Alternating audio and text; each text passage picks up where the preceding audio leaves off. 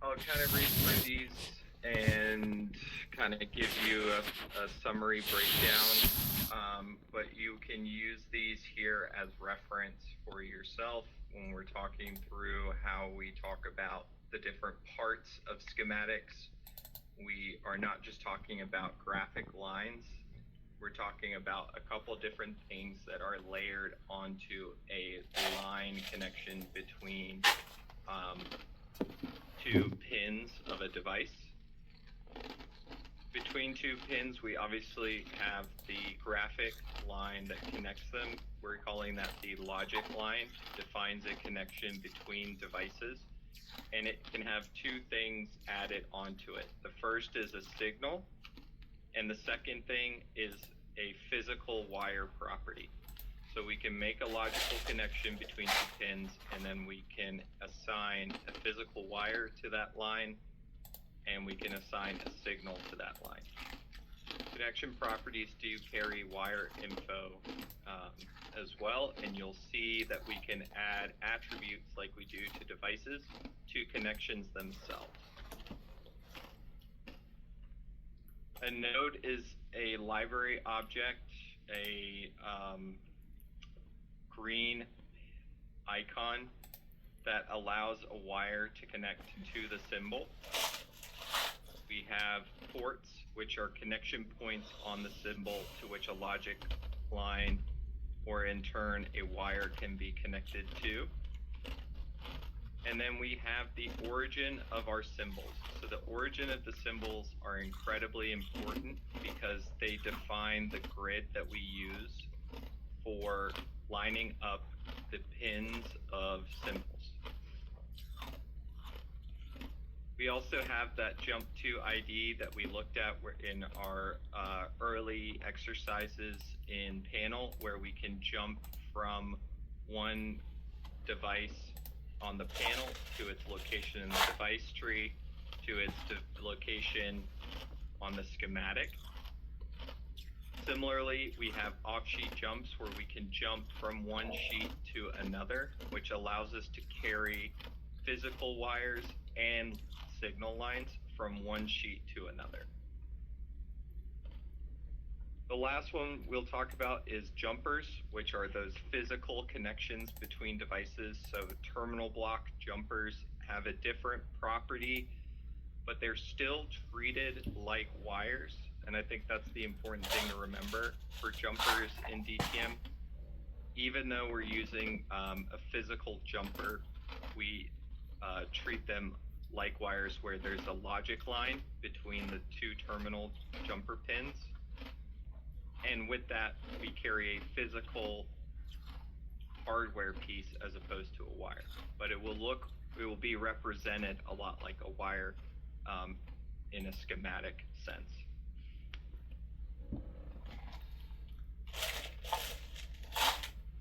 So just like we talked about the workspace, if you find that you want to refine a workspace for schematic, you can remove a lot of the objects at the top of your taskbar so that you can have a more simple space to work in if you're purely doing schematics. So this can be a different arrangement. You can get rid of a lot of the objects like that are related to panel, or move things down to the bottom of the taskbar so that they're easily accessible. And we'll look into that as well. For schematic specific settings, I would say that panel settings and schematic settings, I'd say that panel settings are how we can define a configuration for our settings. So what we want our defined grid size to be, where we want our default directories to be located, the color of our highlights, what our default wire markers are, what our default wire properties are, what our measurement units are. But the other thing that a template file will do is if we were to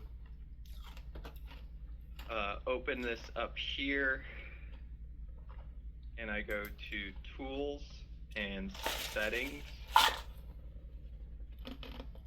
I can define a lot of different parts of how I want my settings to be, and these are saved in this location here. See Users, Public, Documents, Sukin, E3 Series, Project _ ANSI, and they're saved as a .e3t file. We can also use templates to set up the default configuration for our sheets, but we do that a little bit differently. If I want to create a default template, I need to first start a new project because I want to save a defined structure. If I save a template file or save a project as a .e3t template file, I'm also saving any progress I've made with that project. So any work that's done adding devices or components is added to the template. If I then use that as my initial settings for when I load a project, then I'm going to load whatever progress I've made there. So anytime we're editing the settings, I would encourage you to open a fresh fresh project file. Come into your tools, go to your settings, make any changes to these that you find necessary. One that I would highly encourage is to define some directory paths. If we go to open a project file, it will open to our last available window. But if we're importing step models or we're exporting E3P files, E3 part files, we can actually define a default location for those so it will open directly to that. Otherwise, in a lot of cases, it will open to a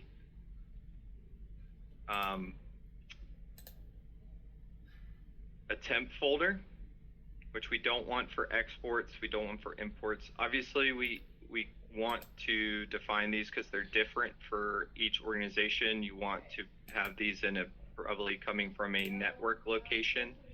And then you have this option over here to retain the last directory. So if it makes sense, you can just check this box for what applies. And then it will retain whatever that last location was anytime you want to export a drawing file or export a DXF, import, etc. So we could say, okay, these are my files, or I want to retain a certain location. I make these changes. I could even come in here and add another sheet if I wanted to, and say I want to have a third sheet that is a schematic sheet. We'll call it 0. Hit OK. Now it adds this sheet.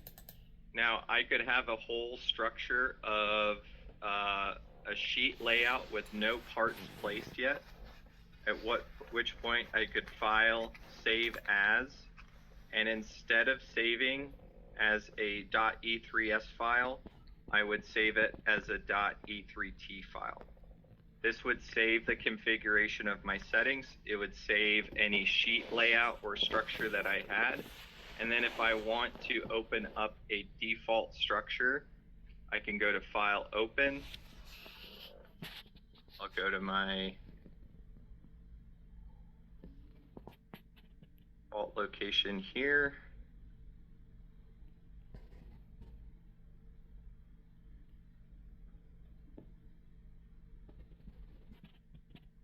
And then change it to .e3t.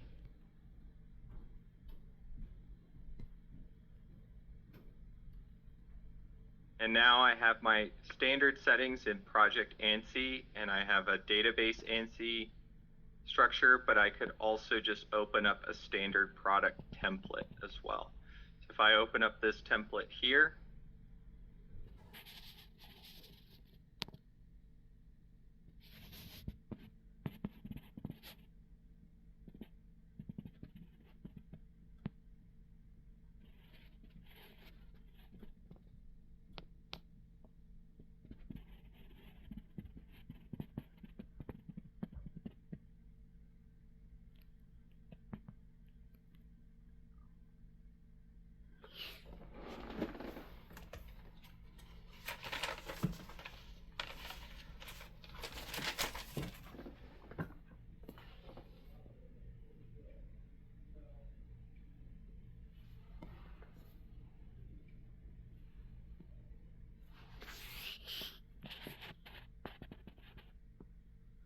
Now, instead of opening up just that 2 sheets, I've actually saved a file structure where I have a default cover sheet starting point. I have a panel layout with a default configuration for my panel as a starting point, and I have a blank template schematic sheet here. So we can actually use template files not only for our settings, but also to open up standardized starting points for all of our projects. So if I know that I'm going to have a certain configuration, or I have a certain product that starts with this layout or starts with a certain 480 volt power distribution sheet, however far I can get into that process, I could then save that as a template. Now, if I want to load settings, let's say that I have a separate settings file that I want to apply just the settings to this project, then I would go to reload settings, and I could choose my standard template, which holds all of just the settings part here, and load that into this project. That would include any configuration of my default wires or things like that.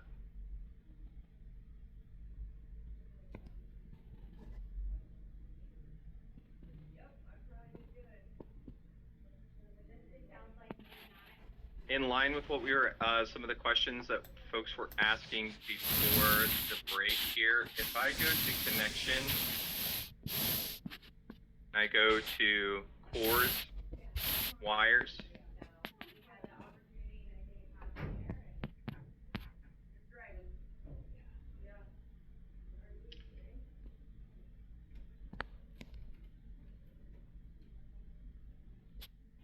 here I can get a couple different options for how I want my wires to be generated.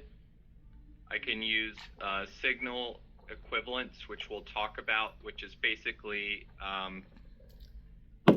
how we want signal to pass through symbols in our schematics. The best way that I can describe that is like if you have continuity on one side of a terminal block and you put the meter on the other side and it rings out for continuity, then there is signal equivalence. 24 volts comes in one side of a device. We want that to come out the other side. If we want that to be enabled, we want to say use signal equivalence.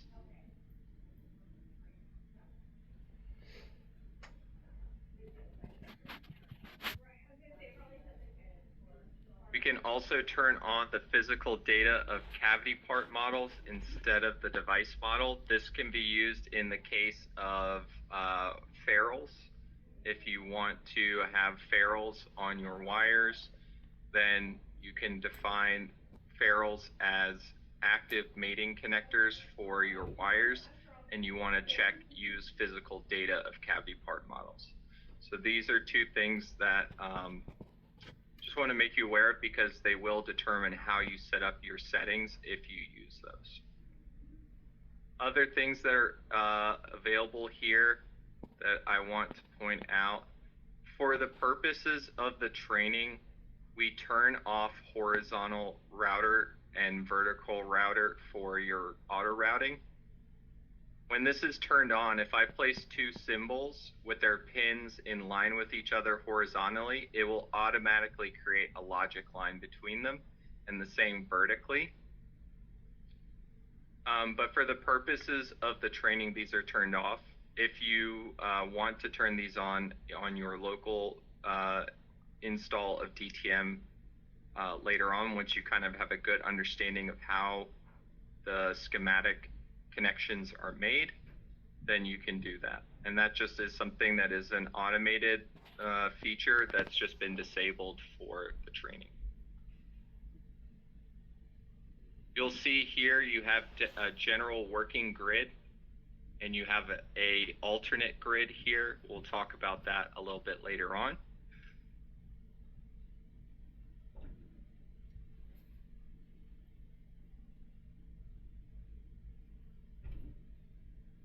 The other thing that's worth pointing out here is in our display, we do have the option to show T connections or open line ends.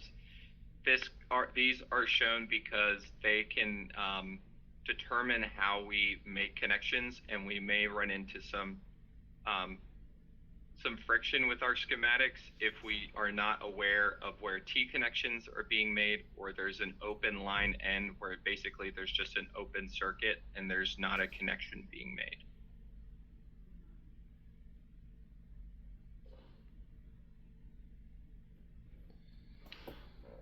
I'm going to bring up this agile mindset real quick.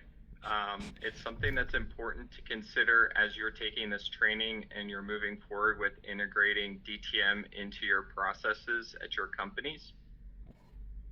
As far as how it looks from a integrating DTM perspective, you're obviously making a change from the current way that you're using software to generate your drawings. What we want to understand is what is the best way to start transitioning over to DTM. The way that we would recommend from our team's perspective is to highlight 1, 2, or 3 initial projects that you want to build in DTM. You want to understand what the requirements are for building a project in DTM. That's going to include a library of parts that has everything you need for that bill of materials for that project. Now, obviously, there's a lot of parts and in the market, in our industry.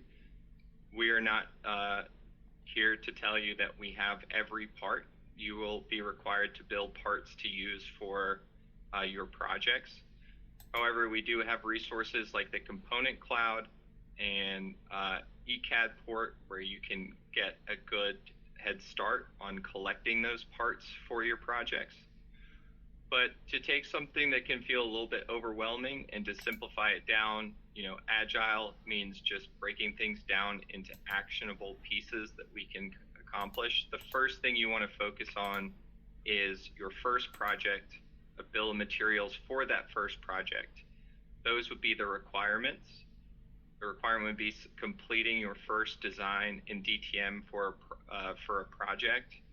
You want to collaborate with key stakeholders in your organization. That could be from the manufacturing side, that could be from procurement, it could be from your management, to understand what needs to change or what things will need to be done to move or transition to DTM from your existing processes. And then, of course, when you complete that first project, it's important to review the work that was completed, were the requirements met, and what needs to be changed or what needs to be integrated to make sure that we're successful with moving on. And then you want to get that feedback and then kind of bring it back to the next project where you have a fresh outlook of requirements. So just something that we want to touch on here in the training, set some expectations. Obviously, our team is here to support you. As part of your purchase of DTM, you have access to DTM support, and DTM support is included in the price of your purchase. So I would encourage you to utilize it to help you overcome any hurdles or challenges that you might be facing as you're A, learning the software, and B, learning how to apply it to your organization.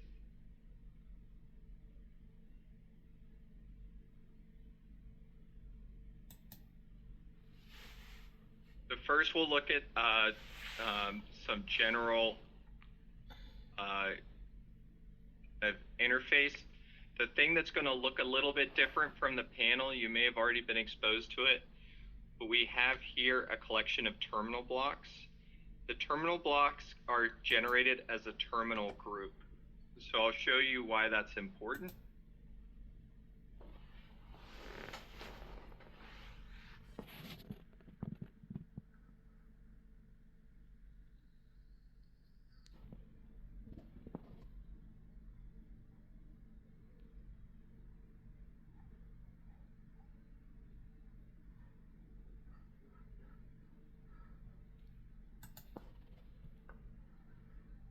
So here I have my grid.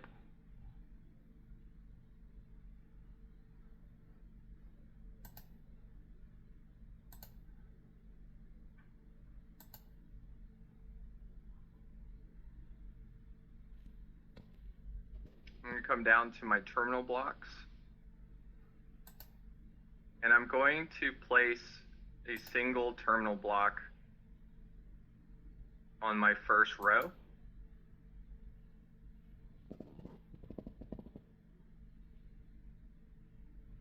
Thing you'll notice first is that what DTM creates is first is a terminal block group, then a group of terminal blocks within that group, and then obviously the symbol, and that symbol contains 4 ports. These 4 ports belong to each connection point on this terminal block. And then finally, you have that model that is unplaced in our project. So you'll notice that I created an E1 terminal block group here. First thing you want to consider is if I'm creating a terminal block group, it's a group that I want to have associated together. So it could be all the positive 124 or 120 volt power distribution blocks. I want to right click and select insert multiple and say we have 10 terminal blocks for my positive power distribution here. Now you'll see that my terminal blocks are going to be grouped as one terminal block group E2. And within that, I have 10 terminal blocks. And if I want to place these on my schematic, I can right click and place, or I can place one by one. So I'm going to select place one by one. Now, as I come in, you'll see that I'm moving at an 1/8 of an inch increment along my grid. That's how we know that we can keep these in line. And as I go down, I'm just continuously placing each one on its own row.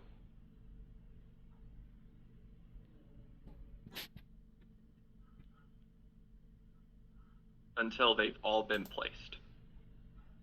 So this terminal block group is important. What I see a lot of times is I see a lot of people adding terminal blocks one at a time, and what they end up doing is separating every single individual terminal block into its own terminal block group, first of all, and every single terminal block ends up with the number 1, right? That's the first thing we want to be mindful of.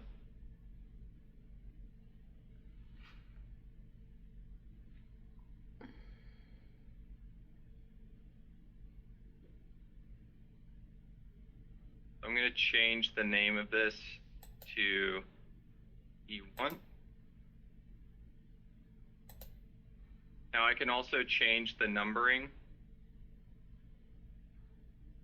of these terminal blocks by highlighting and right-clicking.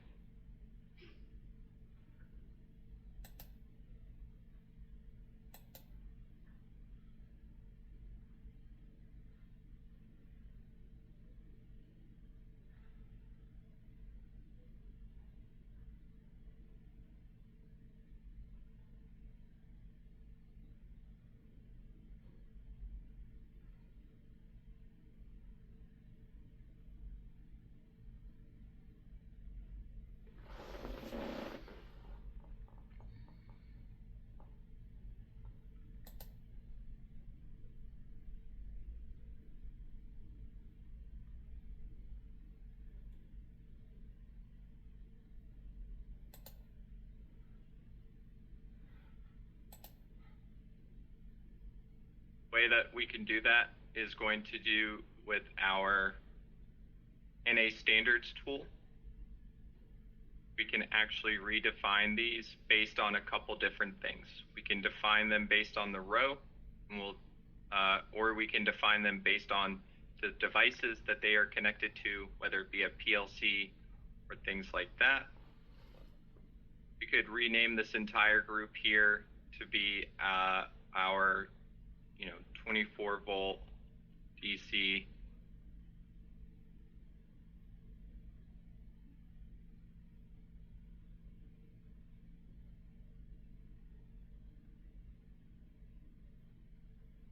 and then if we were to make a connection here, I'm going to place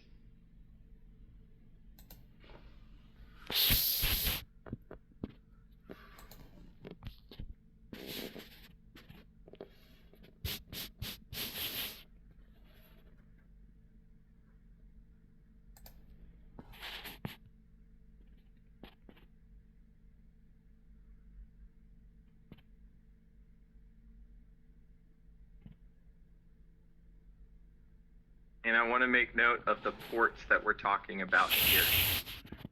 So even though this is the same device, it's a single symbol, I have 4 ports. A port for the top, the bottom, and then the jump to the left and a jump to the right. Now it doesn't matter which one, which direction we go. We can come down, we can always define that later on. And then make a logical connection to another terminal. And then if I hover over this logic line, you'll see that I get a system generated signal, which we don't need to be worried about. These only are there to distinguish between the fact that all of our signals have to be unique, but we have not applied a physical wire property to this yet. We have simply just made that logic line that I mentioned earlier.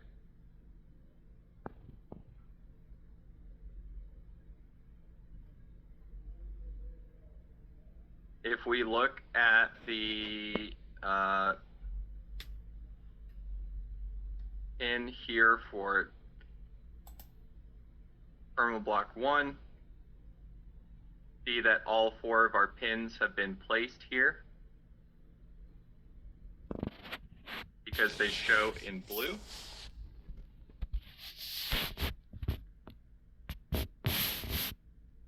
Next, we're going to look at the structure of a connector. So a connector can have one additional feature to it that is not only placed or unplaced, but mated or unmated. So when we make a connection between 2 connectors, we can define whether those connectors are made with without a mating or with a mating. So on this side, we'll go and grab our connector here.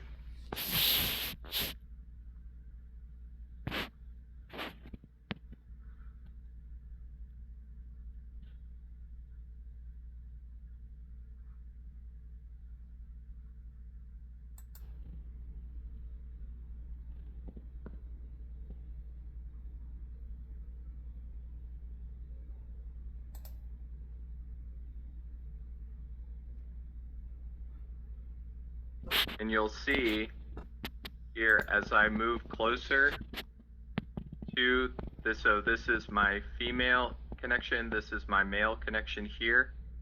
You can actually see that if I were to drop it right here, I'm just placing it on the sheet. However, bringing it in next to it on the grid shows this plug icon. Might be hard to see with my, you'll see that there's actually an option for mating. So we'll go ahead and place connection here. I'm going to take 1, 2, and 3 and leave them mated. I'm going to take 4, 5, and 6 and move them back. And I'm going to remove 7, 8, and 9.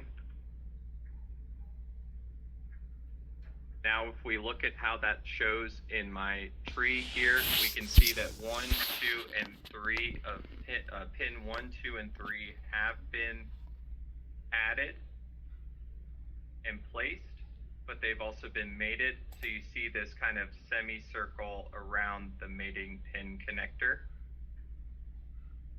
4, 5, and 6 are placed but unmated, and 7, 8, 9, and 10 are unplaced entirely.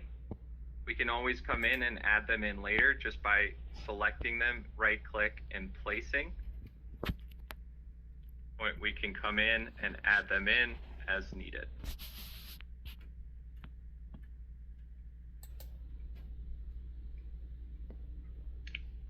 The other thing to point out with these pins is the ability to rotate them and mirror them. So if I want to, I can actually rotate these pins by hitting R. Now they're 9, 8, and 7.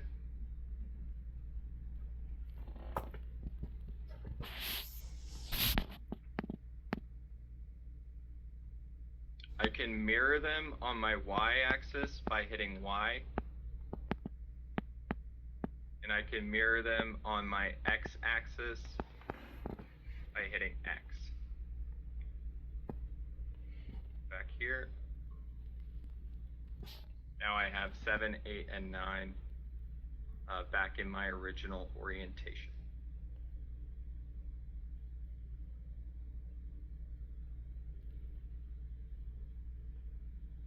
It's important not to overlap objects or symbols, so bringing this in here and overlapping is going to be an invalid position. You just want to be within that space where it actually recognizes that these two are mating connectors.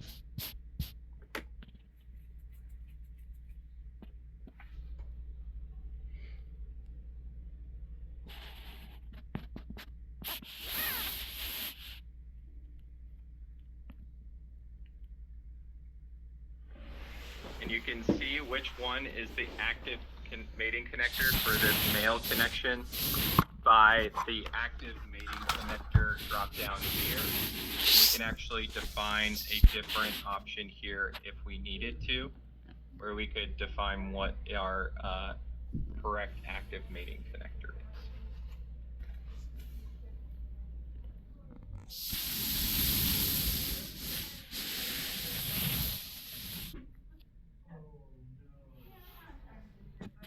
So this first exercise, we're just going to be opening up